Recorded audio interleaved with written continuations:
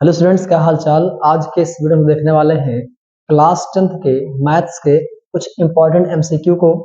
2014 में जितने भी क्वेश्चंस आए थे एमसीक्यू के, उसको वन बाय वन करके हम करवाएंगे यहाँ पे। और आपको पता भी होगा कि बोर्ड एग्जाम में मोस्टली क्वेश्चंस जो होते हैं वो रिपीटेड आते हैं। तो आइए शुरुआत करते हैं। क्वेश्चंस रहते हैं जब भी आपका पेपर होता है, चाहे साइंस हो चाहे मैथ्स हो। स्टूडेंट्स आइए स्टार्ट करते हैं भौतिकी के प्रश्नों की। पहला प्रश्न है, आप लोग अपने सामने सेट्स को रखे रहिएगा, प्रैक्टिस सेट को रखे रहिएगा। मैं 2024 का सेट 1 उसका जो कोड एचबी है उसको मैं करवा रहा हूं। बाकी मैं यहाँ पे प्रश्नों को लिखूंगा, उसके बाद मैं उसको सॉल्व करूंगा। पहला प्रश्न यहाँ पे कह रहा है, पहला प्रश्न कहता है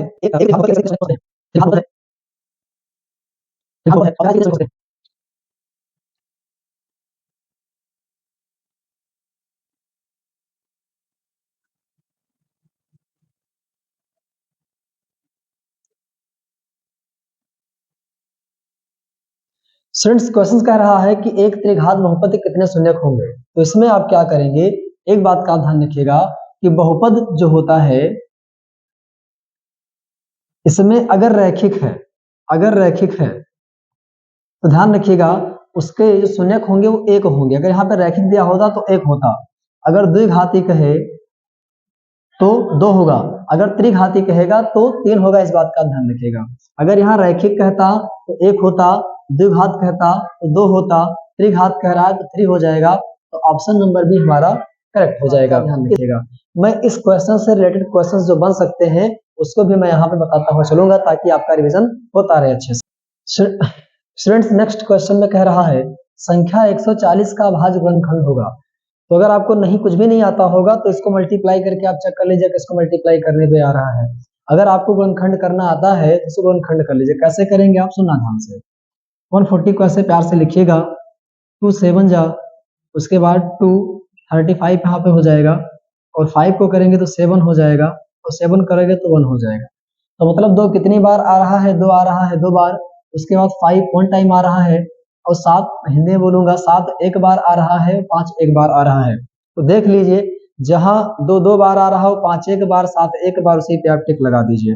ये ऑप्शन हमारा करेक्ट हो जाएगा। अब बढ़ते हैं हम नेक्स्ट क्वेश्चन की तरफ।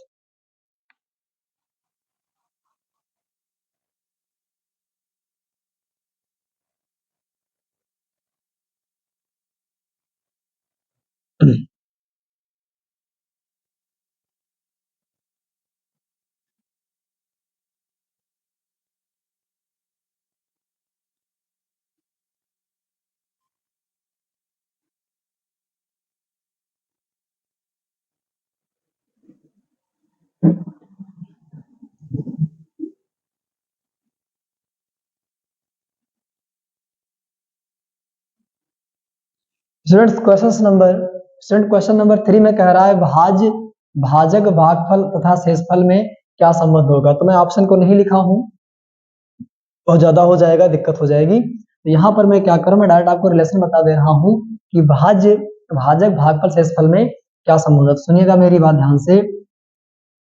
आपको पता होगा यहाँ पर जो आता है वो भागफल होता है। भाग देने पर जो फल आया है, भाग देने पर जो फल आता है भागफल होता है। जो लास्ट में आपका सब कुछ करने के बाद जो नीचे बचता है तो हमारा शेषफल होता है। ये हमारा होता है भाज्य, माफ कीजिएगा, ये हमारा होता है भाजक, और ये हमारा होता है भाज्य। और आपको पता होगा, आपको पता होना चाहिए, आपने बचपन में किया होगा, आपको भाग दिया रहा आपको भाग दिया गया रहा होगा बचपन में आपने किया होगा क्वेश्चंस ऐसे। आप जब भाग करते थे तो भाग की जांच भी आप करते थे लास्ट में। तो भाग की जांच में आप क्या करते थे, इसको और इसको मल्टीप्लाई करते थे। आप इसका मल्टीप्लाई करते थे, इसको ऐड करते थे, तो हमारा भाज्य आता था। तो हमारा क्या निकल के रिलेशन आया है, भाज्य बराबर क्या हो जाएगा, भाजक गुणे भागफल। इसको मिटा दो यहाँ पे, और यहाँ पे हो जाएगा भाजक। ठीक है, भाजक प्लस भागफल, और यहाँ पे प्लस क्या भाजक गुणे भागफल, और यहाँ पे क्या हो जाएगा शेषफल। यहाँ पे देखिए ये भाजक है, भाजक को भागफल से गुणा करेंगे और शेषफल ऐड करेंगे तो हमारा वो भाज्य के बराबर आएगा। इस बात का आपको ध्यान रखना है। अब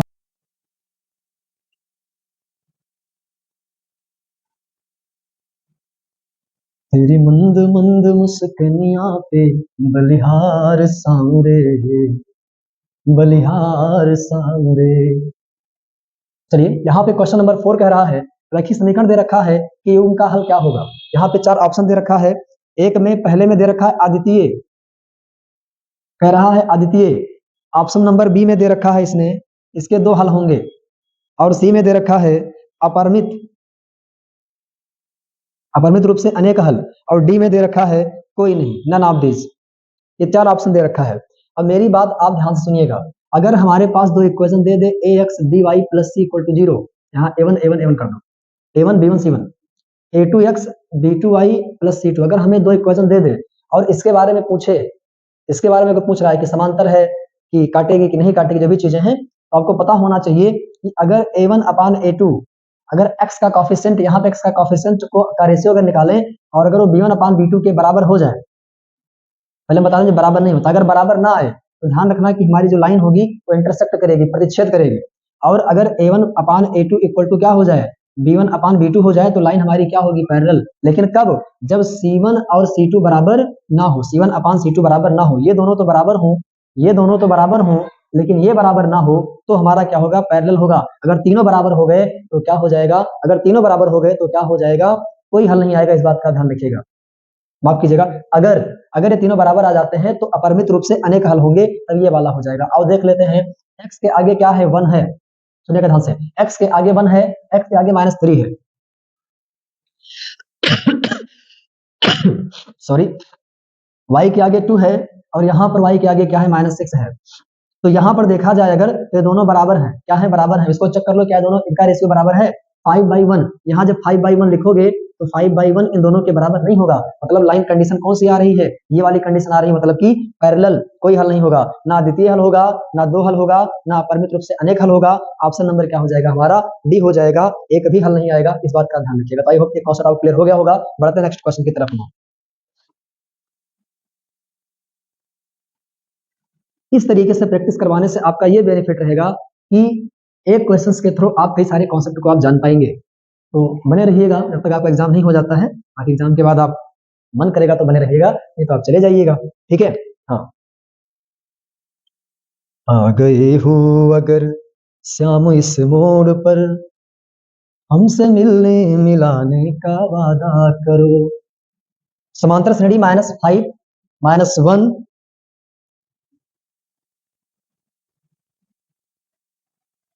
आ गए हो तो जाने की जिद ना करो, जा रहे हो तो आने का वादा करो। का सारवंतर होगा, इसमें सारवंतर पूछ रहा है। इसमें इसमें सारवंतर क्या होगा, अब सुनना कान खोल करके। पहले जान लीजिए कि समांतर श्रेणी क्या होता है, एपी क्या होता है, सुनना ध्यान से।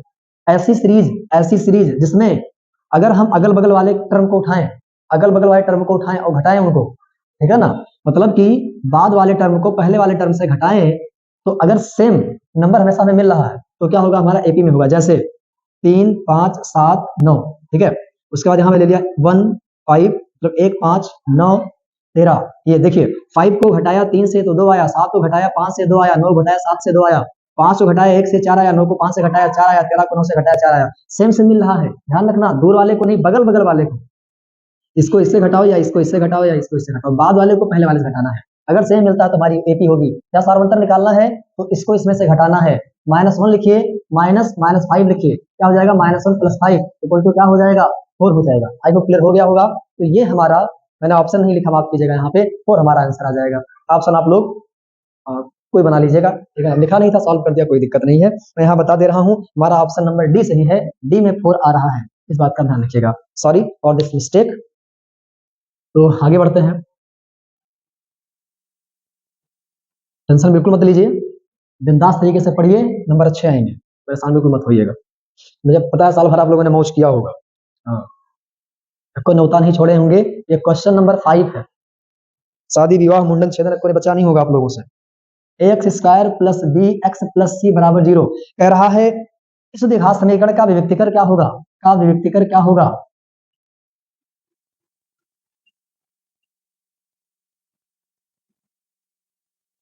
विविक्तिकर क्या होगा, विविक्तिकर सुनिए ध्यान से, विविक्तिकर d = होता है बी स्क्वायर माइनस 4ac क्या होता है, बी स्क्वायर माइनस 4ac। तो आपको पता होना चाहिए कि अगर बी स्क्वायर माइनस 4ac, सुनना ध्यान से, अगर बी स्क्वायर माइनस 4ac हमारा जीरो से छोटा हो जाए, जीरो से क्या हो जाए, छोटा हो जाए, तो मूल काल्पनिक होते हैं। यहीं पे कौन सा देता चल रहा हूं, ध्यान रखना। अगर जीरो के बराबर हो जाए ये, तो मूल बराबर हो जाएंगे, क्या हो जाएंगे, मूल बराबर, यहाँ मूल लिख लीजिएगा आप, ठीक है ना। अगर जीरो छोटा है और जीरो से बड़ा ये आए, अगर ये चीज जीरो से बड़ा हो तो क्या होगा, वास्तविक होगा मूल। कैसा होगा, वास्तविक होगा। इस बात का आपको ध्यान रखना है। तो यहां पर कह रहा है इसका व्यक्तिगत क्या होगा, तो व्यक्तिगत का फार्मूला ही होता है बी स्क्वायर माइनस 4ac। पहला ऑप्शन में यहाँ पे ऑप्शन लिख दो, गुस्सा हो जाएंगे आप लोग। कह रहा है बी स्क्वायर माइनस 2ac। दूसरा ऑप्शन दे रखा है b square plus 4ac। I think ये दोनों नहीं सही है। सी वाला है बी स्क्वायर माइनस 4ac और डी नंबर दे रखा है बी स्क्वायर प्लस 2ac। ऐसा चूतिया बना रहा है ये हम लोगों को, इतना मूर्ख बना रहा है। अब सुनना ध्यान से, d equal to b square minus 4ac, हम इस पे आएंगे, ऑप्शन नंबर सी हमारा क्या होगा, करेक्ट होगा। क्लियर, क्या होगा, करेक्ट होगा। चलते हैं नेक्स्ट क्वेश्चन की तरफ, बहुत स्लो चलेंगे हम लोग। आई थिंक ये क्वेश्चन नंबर हमारा 6 था, यहाँ पे 6 कर लीजिएगा, ठीक है। अब बढ़ते हैं हम नेक्स्ट क्वेश्चन की तरफ। परेशान बिल्कुल मत होइएगा, आराम से पढ़िए, इत्मीनान से पढ़िए। एक क्वेश्चन के थ्रू मैं आपका 2-3 क्वेश्चन तैयार कर दूंगा, यहाँ पे टेंशन आपको बिल्कुल नहीं लेना है। बस इसको नोट करते हुए कहीं पे चलिएगा, ताकि आपको आगे चल के दिक्कत ना हो। सुनिएगा ध्यान से मेरी बात। दो बिंदुओं के बीच की दूरी पूछ रहा है, तो आपको जुगाड़ बता देना। पहले तो यहाँ पे मैं ऑप्शन लिख दूंगा। ए इक्वल टू 2 दे रखा है, ऑप्शन बी दे रखा है 2√2, ऑप्शन सी दे रखा है 2√3 और ऑप्शन डी दे रखा है, ऑप्शन डी दे रखा है 3। अब सुनना ध्यान से, कह रहा है इनके बीच की दूरी बताओ। मेरी एक बात सुनिएगा ध्यान से, अगर पहले तो फार्मूला होता है A B equal to distance का फार्मूला होता है x2 माइनस x1 का होल स्क्वायर। बटे फार्मूला वाला मत याद कीजिएगा, आपको जुगाड़ बता रहा हूँ क्या करना है आपको। फार्मूला तो एक फॉर्मेलिटी हुई, वहां पे लिख दीजिएगा। तो खैर आप अगर एमसीक्यू लगा रहे तो ऑप्शन में आपको लिखना भी नहीं है। सुनना ध्यान से, देखो कि जिसको आप घटाने जा रहे हैं दोनों का साइन सेम है। अगर दोनों का साइन सेम है, अगर दोनों का साइन सेम है, तो चाहे इसको इससे घटाओ चाहे इसको इससे घटाओ, कोई दिक्कत नहीं, ठीक है। बस एक बात का ध्यान रखिएगा, अगर दोनों का साइन सेम है तो घटा लेना, अगर दोनों का साइन डिफरेंट है तो जोड़ दीजिएगा। तो यहाँ पे साइन सेम है, सिर्फ सेम रहेगा तो आपको घटाना है, डिफरेंस करना है, ठीक है ना, उसका डिफरेंस निकालना है। तो 4 में से 2 गया, 2 का स्क्वायर, यहाँ मत देखिएगा। 1 में से 3 गया, 2 का स्क्वायर, तो कितना हो गया, √4 हो गया, और √4 हो गया तो √ कितना हो गया, 8 हो गया, तो क्या हो जाएगा, 2√2 हो जाएगा। ये जब 2 अंदरवा जाएगा ना, मतलब जब अंदर जाएगा तो क्या करेगा, स्क्वायर हो जाएगा, मतलब इसका स्क्वायर रूट यही आएगा। क्लियर। अब बढ़ते हैं हम, तो यहाँ पे कौन सा ऑप्शन सही है, option number B, option number B. चलिए नेक्स्ट क्वेश्चन की तरफ बढ़ते हैं हम लोग। कहीं ना फिर देर हो जाए, कहीं ना फिर देर हो जाए, मुबारक समा है उसी का जहां है। X square minus 12x plus m equal to 0। गाना सुनते रहिए और क्वेश्चन सॉल्व करते रहिए, टेंशन बिल्कुल मत लीजिए। कह रहा है मूल बराबर है, मूल बराबर है तो m का मान क्या होगा, m का मान क्या होगा। कह रहा है इसके मूल बराबर है तो m का मान क्या होगा। ऑप्शन नंबर ए कह रहा है 4, ऑप्शन नंबर बी कह रहा है 7, ऑप्शन नंबर सी कह रहा है 9, ऑप्शन नंबर डी कह रहा है 12। इतने ऑप्शन हमको मिल गए, 4 ऑप्शन हमारे पास है, ठीक है, बहुत ऑप्शन है, टेंशन नहीं लेना है। मूल बराबर कह रहा है, जस्ट इसके पहले मैंने बताया आपको कि जब मूल बराबर होते हैं तो b square minus 4ac equal to 0 होता है। तो क्या होगा, b square minus 4ac equal to 0। अब सुनो ध्यान से, बी कौन होता है, x का कोएफिशिएंट हमारा b होता है, यहाँ पे लिख लेना है x square plus bx plus c। अब सुनो ध्यान से, यहाँ b बराबर क्या है, -12 का होल स्क्वायर माइनस 4 इंटू ये 3 हो जाएगा और ये m हो जाएगा, 3 इंटू m इक्वल टू हो गया 0। अब ये 12 का जब 12 से स्क्वायर करेंगे तो 144 होगा और यहाँ पे 12m हो जाएगा बराबर 0 हो जाएगा। इसको इधर भेजो चाहे इसको इधर भेजो, कोई दिक्कत नहीं है। 1 4 4 बराबर क्या हो गया, 12m हो गया। 12 को लाके इधर भाग कराओ, जब भाग करवाओगे ना मेरे लाल तो क्या आ जाएगा, 12 आ जाएगा। मेरे चटनियों एंड मेरे सूपों, ठीक है, मेरे अचारों खटाइयों, सुनो ध्यान से, m इक्वल टू क्या आ जाएगा, 12 आ जाएगा, m इक्वल टू 12 आ गया, ठीक है। अब यहाँ पे कहाँ सही है, ये डी वाला सही है, डी वाला सही हो जाएगा। अगर कहता काल्पनिक है तो इसको 0 छोटा कर देते, अगर कहता वास्तविक है तो 0 बड़ा कर देते। तो इस तरीके से आप इसको रिवीजन करते हुए चलिए, इसको बार बार रखते हैं। चलिए वीडियो को पॉज कर लीजिएगा और 4-5 बार दिमाग में इसको घुमाइए, ताकि एग्जाम के पहले पहले आपको सारा रट जाए। आपको बहुत अच्छा जुगाड़ बताऊंगा, जिंदगी भर आप नहीं बोलोगे, ठीक है। सुनना ध्यान से, पहले तो बता दूं मैं आएगा कितना, बाद में बताऊंगा जुगाड़, ध्यान सुनना। कह रहा संभाव संभाव में 60 होता है या 60 होता है, पता होगा आपको। और ये जो एल्टीट्यूड होता है, ये इसको एल्टीट्यूड कहिए चाहे मीडियन कहिए, ठीक है, जो मर्जी आप कहिए, कोई दिक्कत नहीं है। मीडियन 2 पार्ट में डिवाइड करता है, शीर्ष लंब यहाँ पे 90 डिग्री होता है। अरे सबकी बात हम कहीं बाद में करेंगे, लेक्चर लंबा हो जाएगा। तो यहाँ पर 30, यहाँ पे 60। सुनना ध्यान से, ये ए दे रखा है, ये दे रखा है, ये दे रखा है। कह रहा है इसकी लंबाई क्या होगी? इसकी लंबाई आप याद कर लीजिए, इसकी लंबाई जो हमारी निकल के आती है वो आती है √3/2a। कैसे आया सर, बताइए कैसे आया? अब सुनना ध्यान से, कैसे आया सुनो ध्यान से। आप लोगों ने ट्रिग्नोमेट्री में पढ़ा है, मुझे एक बात बताओ कि ये जो शीर्षलंब होगा, शीर्षलंब हो, शीर्षलंब, मीडियन, ये सब क्या होती है? एक ही होती है संभाव त्रिभुज। इस बात का ध्यान रखिएगा। मतलब ये शीर्षलंब जो है, ये सामने वाली भुजा को 2 पार्ट में डिवाइड करेगा, तो ये हमारा a/2 हो जाएगा। अब देखो ध्यान से, हमें ये वाली हाइट चाहिए, अभी मैं इसको मिटा दे रहा हूँ। हमें ये वाली हाइट चाहिए, तो इस हाइट को निकालने के लिए हम क्या लेंगे? आप इसको निकालने के लिए आप ये ले लीजिए, आप ये ले लीजिए। तो लंब बटे कर्ण किसमें होता है? साइन में होता है। तो साइन 60 बराबर क्या हो जाएगा? तरीका मैं और बताऊंगा आपको भी, मास्टर साहब ने आपको बताया होगा कि इसका स्क्वायर माइनस इसका स्क्वायर, ठीक है ना, बराबर इसका स्क्वायर, ये भी होता है। यहाँ से थोड़ा जल्दी आप लगा ले जाएंगे। साइन 60 बराबर लंब बटे कर्ण, तो इसी का मान निकालना है। इसको मैं एडी मान लेता हूँ, इसको मैं एडी मान लेता हूँ। तो एडी बाई क्या हो जाएगा? एबी। क्या हो जाएगा? एबी। तो साइन 60 का मान क्या होता है? √3/2। और एडी बाई क्या हो जाएगा? एबी हो जाएगा, ठीक है ना। आपको क्या निकालना है? एडी का मान निकालना है। तो एडी बराबर क्या हो जाएगा? एबी जाके यहाँ मल्टीप्लाई कर देगा, और एबी का मान आपको पता है, एबी का मान क्या दे रखा है? एबी का मान ए दे रखा है, तो ए हो गया। तो हमारा कितना गया? √3/2, √3/2 प्रत्येक शीर्षलंब की लंबाई। अच्छा माफ कीजिएगा, यहाँ पे 2a दे रखा है, यहाँ पे 2a दे रखा है, तो ये a हो जाएगा। आपको माफ कीजिएगा, आपका ये हो जाएगा, ठीक है, और यहाँ पे 2a हो जाएगा। तो यहाँ पे 2a कर दो, क्या कर दो? 2a कर दो, तो 2 से 2 कैंसिल आउट हो जाएगा, √3a हो जाएगा। तो क्या हो गया? √3a। √3a दिख रहा है, ये दिख रहा है, ठीक है। तो इस तरीके से आप कीजिएगा तो फायदे में आप रहेंगे, ठीक है। बाकी वैसे भी आप कर सकते हैं, लंब का स्क्वायर, कर्ण का स्क्वायर, आधार का स्क्वायर। तबीयत जोरों शोरों से खराब है, ठंडी पकड़ लिया है, छोड़ नहीं रहा है। ठंडी को भी मोहब्बत हो गई है हमसे। चलिए, उसके बाद क्वेश्चन 8 ही समांतर माध्य का। कुछ नहीं करना है आपको, इनको जोड़ो, इनका हाफ लिखो जोड़ करके। क्या लिखो? हाफ। तो 3 1 4, 4 का हाफ लो, 5 3 8, इनको जोड़ो, हाफ लिखो। 5 3 8, 8 का आधा 4, 7 5 12, 12 का आधा 6, 9 7 16, 16 का आधा 8, और 11 9 20, 20 का आधा 10। कितना हो गया? 10। सर बस बस कीजिए, बहुत परेशान कर ले, बहुत फार्मूला बता दिया। सुना ध्यान से, ये हमारा f है, ये हमारा आ गया है xi, ठीक है। अब करते हैं क्या? फार्मूला आपने पढ़ा होगा, एक मिनट कान में चला गया शायद, नहीं ठीक है। सुना ध्यान से, इसको मल्टीप्लाई करके ऐड करते हैं, पढ़ा होगा आप लोगों ने, सिग्मा xi fi अपान सिग्मा efi, ठीक है। तो इनको मल्टीप्लाई करो, 3 दूनी 6 प्लस 4 दूनी 8 प्लस 4 6 24 प्लस 2 8 16 प्लस 10 या 30, बटे में का आ जाएगा। इन सबको ऐड कर लीजिए, तो 3 2 5 4 9 2 11 3 14 हो जाएगा यहाँ पर। क्लियर? अब इन सबको ऐड कर लो, सुनना ध्यान से। 8 6 14 4 18, 8 6 14 4 18, 18 और 20 होता है 38, 18 20 होता है 38, 38 2 40 4 44 10 54, 54 और 30 कितना होता है? 74, 54 30 कितना होता है? 74/14। गलती होगी तो बताइएगा, कहीं मिस्टेक होगा तो, मैं लग रहा है कहीं मिस्टेक हो गया। क्वेश्चन देख लें सही से, 1 3 3 5 5 7 7 9 9 11, और यहाँ पे बारंबारता में दिया गया है 3 2 4 2 3, 3 2 4 2 3 सही है। इसका आधा किया तो 5 3 8 4, 7 5 12 6, 9 7 16 का आधा 8, और 11 9 20 का आधा 10। अब मल्टीप्लाई करना है, तो 3 दूनी 6, 4 दूनी 8, 4 6 24, 8 दूनी 16, 10 या 30। ऐड करने का मिस्टेक हुआ, देख लें एक बार। 24 और 6 30 10 40, 40, 24 6 30 10 40, 40 और 30 70, 70, और यहाँ पे 8 6 14 10 84 होगा, यहाँ पे माफ कीजिएगा, 74 नहीं 84 होगा।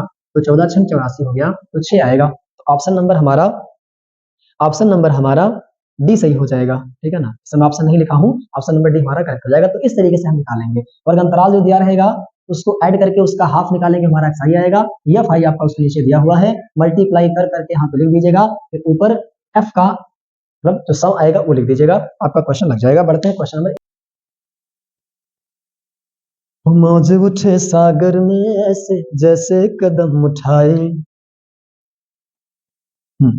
आगे नहीं जाइएगा, नहीं गड़बड़ हो जाएगा, क्वेश्चन लगेगा नहीं।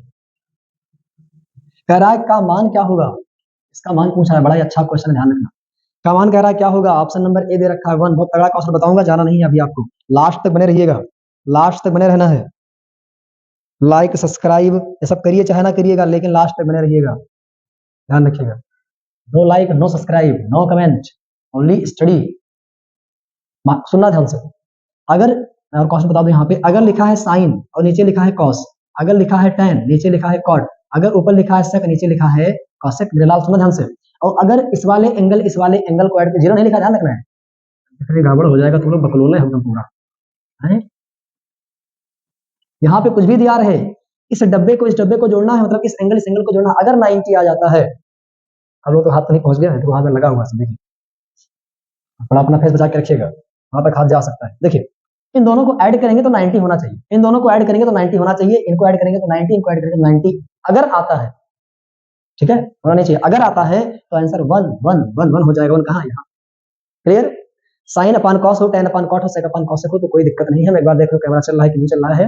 Yes, everything is going on better, so we continue. I I चलिए क्वेश्चन नंबर 12 पे आते हैं।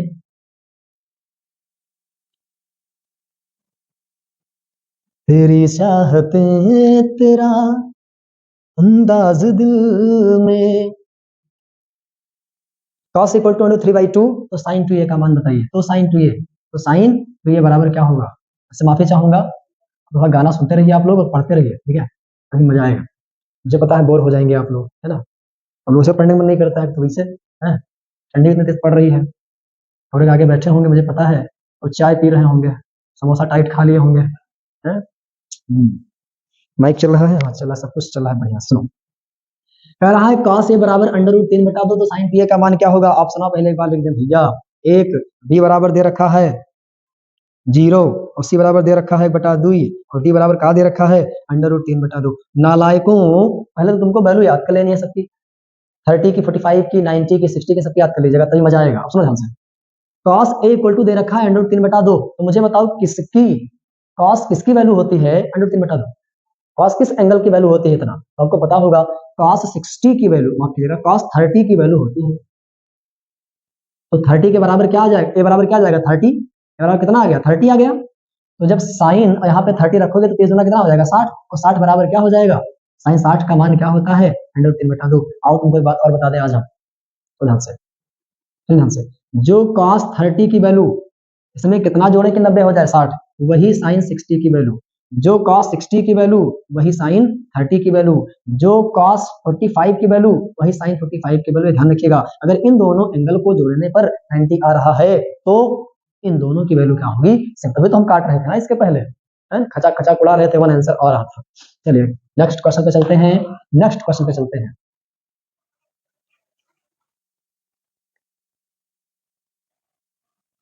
हे हे ला ला ला ला ला ला ला ला,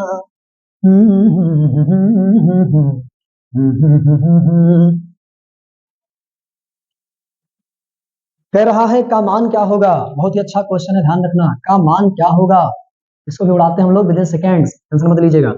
option number A, option number B, option number C and D. पहले मैं इसको इंक पिला दूं, थोड़ा सा बहुत दिक्कत कर रहा है, साफ लिखा नहीं जा रहा है। चलिए तो कुछ बातचीत कर लेते हैं। खाना पानी आप लोगों ने खा ही लिया होगा, मुझे पता है, बिना खाए आप लोग घर से हिलते ही नहीं होंगे, पहली चीज तो ये है। रजाई के अंदर आप लोग घुसे होंगे, मुझे भी पता है कि दिन में तो आप लोग पढ़ते नहीं हैं, और रात में ठंड लगेगी, खाना आप लोग भी खाए नहीं होंगे, ये भी पता है, क्योंकि आप अच्छे अच्छे आइटम्स का इंतजार कर रहे होंगे। या यस, चलिए काम तमाम हो गया। चलिए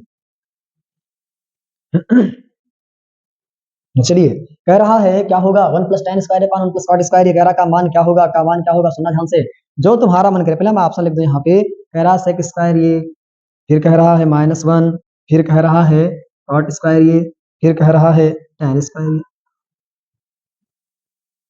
समस्या है यहाँ, तो कैसे निकाला जाए, कैसे निकाला जाए, सुनो ध्यान से। आपको आपने पढ़ा होगा कि sec² - tan² बराबर होता है 1, तो sec² बराबर क्या हो जाएगा, उस पर इधर भेज दो तो 1 प्लस क्या हो जाएगा tan²। और इसी तरीके से cos² बराबर क्या होता है 1 + cot²। दुष्टों, नालायकों, छोटे छोटे नन्हे नन्हे और मोटे मोटे पतले पतले बच्चों, इसको याद कर लीजिएगा, ठीक है। तो 1 + tan स्क्वायर बराबर sec square plus cot square बराबर क्या हो जाएगा, cos स्क्वायर। तो यहाँ पर लाके पुट करवाइए तो हो जाएगा sec स्क्वायर ये, और यहाँ पर क्या हो जाएगा cos स्क्वायर। सुनना ध्यान से, सेक स्क्वायर ए को लिखा जा सकता है 1 बाई कॉस स्क्वायर ए, ठीक है, और सेक स्क्वायर ए को लिखा जा सकता है 1 अपान साइन स्क्वायर ए। तो आगे आप समझदार हैं, आप जान गए होंगे क्या करने वाला हूं मैं। आपने बचपन में पढ़ा होगा, सर ने पढ़ाया होगा कि 2/3 और 5/4 को इसे मल्टीप्लाई करते हैं। इसको लिखो तो इसको उल्टा करके मल्टीप्लाई करके लिखो। तो मैं इसको लिखूंगा, इसको उल्टा मल्टीप्लाई करके लिखूंगा, cos स्क्वायर ए इंटू साइन स्क्वायर ए अपान 1, और sine square A upon cos square A बराबर क्या होगा, साइन बाई साइन ए बटा cos ए बराबर क्या होता है, tan ए, मेरे बुद्धू tan ए होता है। तो sine square upon cos square A बराबर क्या हो जाएगा, tan square A. Option number D हमारा करेक्ट हो जाएगा। बढ़ते हैं नेक्स्ट क्वेश्चन की तरफ। कपड़े से मिटाएं नहीं तो गड़बड़ हो जाएगा। चली जा रही है उम्र धीरे धीरे, पल पल युवा पहर धीरे धीरे, चली जा रही है उम्र धीरे धीरे। Sine two equal to sine A सत्य होगा जब कह रहा कब सत्य होगा, जब थीटा बराबर, जब ए बराबर क्या हो, ए बराबर 0 हो, कि ए बराबर 30 डिग्री हो, कि ए बराबर जो है 45 हो, कि ए बराबर जो है 60 हो। अब इसको सॉल्व मत कीजिएगा, हम बता रहे हैं जुगाड़। ऑप्शन पुट करके देखिएगा क्या आ रहा है। अगर बराबर आ रहे हैं तो ठीक है, 0 यहाँ पुट कराओ तो साइन 0 बराबर 0 और साइन 0 0 इंटू 2 0 हो जाएगा, 0 0 बराबर हो गया, हमारा करेक्ट हो जाएगा। अब तुम्हें क्या बवाल करना है इसमें, ठीक है, कोई बवाल मत कीजिएगा, सही, ठीक है। चलिए क्वेश्चन 15 पे चलते हैं। क्वेश्चन 15 कह रहा है 22 सेंटीमीटर परिधि वाले एक वृत्त के चतुर्थांश का क्षेत्रफल क्या होगा। चतुर्थांश का मतलब होता है चौथाई भाग, इसका क्षेत्रफल क्या होगा। तो सुना ध्यान से, चतुर्थांश में जो एंगल बनता है 90 बनता है। कितना बनता है, 90। और आपको पता है कि अगर एंगल 90 बन रहा है, क्या बन रहा है, 90, तो ये किसका एरिया पूछ रहा है, इसका एरिया पूछ रहा है। तो आपको पता होगा कि त्रिज्यखंड का एरिया क्या होता है, त्रिज्यखंड का जो एरिया होता है pi r square theta upon 360 degree. कितना होता है, 360 डिग्री होता है। तो पाई इंटू आर का मान यहाँ पे कैसे निकालोगे, पहले तो आर का मान निकाल लो। 22 सेंटीमीटर परिधि दे रखा है, आर नहीं दे रखा है। अगर आर दिया हो तो मजा आ जाता, ठीक है ना, एंगल तुम्हारा 90 हो जाएगा, थीटा 90 हो जाएगा, लेकिन आर नहीं दे रखा है। तो परिधि हिसाब निकाल लीजिए, 2 पाई आर कितना दे रखा है, 22 दे रखा है। तो यहाँ पे रख दो 2 इंटू 22/7 और गुणे आर बराबर कितना हो जाएगा, 22, ठीक है। आपको पता है कि इक्वल टू के अगर इधर उधर, ठीक है ना, ये दोनों बराबर है, लेकिन ऊपर ऊपर होना चाहिए, नीचे ऊपर ना हो, ठीक है ना। 1 ये भी ऊपर तो काट दीजिए, लेकिन इक्वल टू के इधर उधर होना चाहिए, ठीक है। तो आर बराबर क्या हो जाएगा, 7 को उधर भेजो, 7 और 2 नीचे जाएगा, तो ये हो जाएगा आपका, इतना आपको आता होगा, ठीक है। तो पाई क्या लिखेंगे, इसमें क्या रखिए, आप रख दीजिए मान 22 गुणे आर का मान कितना है 7, 7 का स्क्वायर और 2 का स्क्वायर होगा तो 2 को नीचे भेज दो, गुणे 90 हो जाएगा। तबीयत सही नहीं है, बहुत थक गया हूं मैं, फिर भी 4 क्वेश्चन और बचा है, 5 19 4 जा, इसको सॉल्व कर लीजिएगा। और इसको सॉल्व करेंगे जब तो कितना आएगा, मैं इसको यहाँ में सॉल्व कर दे रहा हूँ, यहाँ पे इसको मिटा दे रहा हूँ, इसको मिटा दे रहा हूँ, यहाँ इसको मिटा दे रहा हूँ, ठीक है। तो क्या आएगा, ए इक्वल टू क्या आएगा, ए इंटू 7 गुणे 7 गुणे 90, यहाँ पे काटी पेटी मत, यहाँ पे मैं काट दे रहा हूँ 60, और क्या हो जाएगा 2 गुणे 2, ठीक है। अब देखो ध्यान से, 9 चौक 36 और यहाँ पे 22, पाई का मान रख दीजिए 22/7, ठीक है। 7 से 7 कैंसिल आउट हो जाएगा और यहाँ पर कुछ कटेगा, हाँ काट दीजिए, 2 1 2 2 2 22, ठीक है, 11 दूना 22, ठीक है। तो क्या हो जाएगा 11 7 77, 11 7 77 और 4 दूनी 8, देखो 77/8 कहाँ, यहाँ पर है, ऑप्शन नंबर सी करेक्ट हो जाएगा। आई होप क्लियर हो गया होगा। त्रिज्यखंड का मैं यहाँ पे फॉर्मूला लिख देता हूँ, त्रिज्यखंड का क्षेत्रफल क्या होता है जाने रहिएगा। अगर थीटा दे रखा है और ये आर दे रखा है, तो इसका एरिया होता है ए इक्वल टू होता है pi r square theta upon 360 degree होता है, इस बात का ध्यान रखिएगा। कैप्सूल होता है उसका कुछ शेप कुछ ऐसे होता है, अच्छे से बना नहीं है, कुछ ऐसे शेप होता है, सॉरी ऐसे से बना लूं मैं, राइटिंग बड़ी गंदी है, अब बना सही से, ऐसे कुछ होता है, देखो ध्यान से, ये क्या है, अर्धगोला है और ये भी आपका अर्धगोला है। कैप्सूल लीजिएगा तो ये अर्धगोला है, ये अर्धगोला है, ये बेलन है, तो आप लिख दीजिएगा जिसमें 2 अर्धगोला होता है, क्या होता है, 2 अर्धगोला होता है और एक क्या होता है, एक बेलन होता है। इस बात का ध्यान रखिएगा, 2 अर्धगोले और एक बेलन से हमारा क्या बनता है, कैप्सूल बनता है। इस बात का जो कैप्सूल आप लोग जब आप बीमार होते हैं डॉक्टर के पास जब आप जाते हैं, डॉक्टर आपको दवा देता है, दवा में कुछ कैप्सूल भी रहते होंगे, तो उसमें जो ऊपर और नीचे का जो पार्ट होता है वो अर्धगोले टाइप का होता है, बीच वाला जो होता है वो बेलन टाइप का होता है। तो बेलन के आकार का होता है, इसको मिटा दे रहा हूँ। ध्यान रखिएगा इसको। आते हैं क्वेश्चन नंबर 17 पर। क्वेश्चन नहीं लिखा हूँ और पूरा क्वेश्चन काम का भी नहीं है, जो इंपॉर्टेंट वो सुनिए। ए बी सी और डी 4 ऑप्शन है। इसमें दे रखा है 30, 31, 32, 33। ठीक है, आपको फार्मूला पहले बता दूं मैं। बहुलक बराबर क्या होता है? बहुलक बराबर क्या होता है? 3 गुणे माध्यक या माध्यिका माइनस 2 गुणे क्या होगा? माध्य होगा। ठीक है, माध्यक माध्यक निकालना x मान लीजिए, बहुलक दिया है 35 और माइनस 2 गुणे। याद कैसे रखेंगे इसको? देखो बहुलक, बहुलक 4 शब्द का है। देखो पहले 4 शब्द वाला, फिर 3 शब्द वाला, फिर 2 शब्द वाला। आप कहेंगे धा धा भी है, आधा धा है, ठीक है ना। तो 4 देखो फुल फुल है, फुल फुल 4 है, 4 अक्षर है, 3 अक्षर 2 अक्षर, और 3 अक्षर है 3 लगाओ, 2 अक्षर है तो 2 लगाओ। याद कर लो ऐसे, जिंदगी भर नहीं भूलोगे। तो माध्य कितना माध्य कितना दे रखा है? 32। इसी का मान निकालना है तो 32 दूना 64, इसको इधर ले आओ तो 35 प्लस क्या हो जाएगा? 64 बराबर क्या हो जाएगा? 2 गुणे एक्स। अब 4 5 9 और 6 3 9 बराबर क्या हो गया? 2 इंटू एक्स। ठीक है ना। माफ कीजिएगा, यहाँ पर आपका 3 रहेगा, यहाँ पे 3 रहेगा, यहाँ पे 3 रहेगा। अब 3 आकर के यहाँ भाग कर देगा तो x इक्वल टू 9 9 अपान क्या हो जाएगा? 3। इसको काटेंगे 33 आएगा। ऑप्शन नंबर कह रहा है संख्याओं का योग 10 होने की। दो पासों को उछालेंगे जब आप तो 1 2 3 4 5 6 इस पे आ सकता है 1 2 3 4 5 6। अब सुनना ध्यान से। टोटल आएगा, पॉसिबिलिटी जो आएगी 36 आएगी। अरे एक को इन 6 से करेंगे, 1 1 1 2 1 3 1 4, फिर 2 को इससे करेंगे तो टोटल 36 आएगा। कह रहा 10 आने की, योगफल 10 आने की। योगफल 10 कब कब आएगा? जब 5 और 5 लेंगे, ठीक है, और उसके बाद फिर 6 और 4 लेंगे, 4 6 लेंगे। और कोई पॉसिबिलिटी है? और कोई पॉसिबिलिटी है? तो यहाँ पर और कोई पॉसिबिलिटी नजर नहीं आ रही है। ठीक है, 1 का 1 से तो होगा नहीं, 2 से होगा नहीं, 3 से होगा नहीं, 4 से होगा। 4 6 6 4 5 5 6, यहाँ पे 3 पॉसिबिलिटी है तो क्या हो जाएगा? 3/36 मतलब क्या हो जाएगा? 1/12। ठीक है, 1/12 आ जाएगा। तो इस तरीके से आप चेक कर लीजिएगा। 10 कहे तो आप 3 पॉसिबिलिटी हो जाएगी, 12 कहे तो 6 और 6 हो जाएंगे केवल। तो इस पासे का मामला, एक पासे का, एक पासे को एक बार फेंकने पर सम संख्या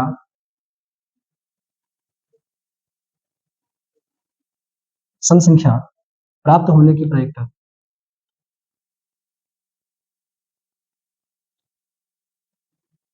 सुनना ध्यान से। ऑप्शन नंबर 1 दे रखा है 1/4, ऑप्शन नंबर बी दे रखा है 1/3 और ऑप्शन नंबर सी दे रखा है 1/2, ऑप्शन नंबर डी दे रखा है 1/6। अब सुनना ध्यान से। सम संख्या कह रहा है, सम संख्या प्राप्त होने की प्रायिकता बताइए। अब सुनना ध्यान से। पासे को फेंकोगे तो 1 आएगा, 2 आएगा, 3 4 5 6। खेले होंगे आप लोग लूडो की गीट जो होती है ना, उस पे 1 2 3 4 6 आता है तो मजा आता है, और कोई आता है तो मजा नहीं आता है। ठीक है, तो सम संख्या प्राप्त होने की प्रायिकता। तो यहाँ पे सम कितने हैं? 2 4 6। विषम कितने हैं? 1 3 5 2 4 6। सम हो गए, ये विषम हो गए। अगर अभाज्य की बात करेगा तो 2 5 हो जाएंगे। यही 3 में से क्वेश्चन बनता जा रहा है। ठीक है, तो यहाँ इसकी प्रायिकता हो जाएगी। देखो 3 है और टोटल कितना है? 6, तो 1/2 हो गया। यहाँ ये 3 है, टोटल कितनी पॉसिबिलिटी है? 6, 1/2 हो गया। यहाँ पर क्या हो जाएगा? 2/6 कितना हो जाएगा? 1/3। तो इस तरीके से हम इसको सॉल्व कर लेंगे। तो आप लोग मेहनत से पढ़ते लिखते रहिए फ्रेंड्स। आई होप आपको क्लियर हो गया होगा चीजें, और कि आपको पता होगा कि 10th और 12th का जो एग्जाम होता है बहुत ही बड़ा अवसर हम लोग को मिलता है कुछ दिखाने का, कुछ करने का। बहुत सारे पेरेंट्स की उम्मीदें टिकी रहती है स्टूडेंट्स पे, बहुत सारे पेरेंट्स की उम्मीदें बच्चों पे टिकी रहती हैं, कुछ करेगा, कुछ करके दिखाएगा। तो 10th और 12th एग्जाम ऐसा होता है, इसमें अपने आप को आप समाज में दिखा सकते हैं। अपना जो हुनर है आपके अंदर, आपके अंदर जो टैलेंट है 10th 12th में आप दिखा सकते हैं अच्छे से। ठीक है, और बहुत सारी सरकार की योजना है, इसका आप लाभ भी ले सकते हैं। तो इसलिए मेहनत से पढ़िएगा और बोर्ड एग्जाम में अच्छे से अच्छे मार्क्स लाने का प्रयास कीजिएगा। So thanks to all of you for watching this video.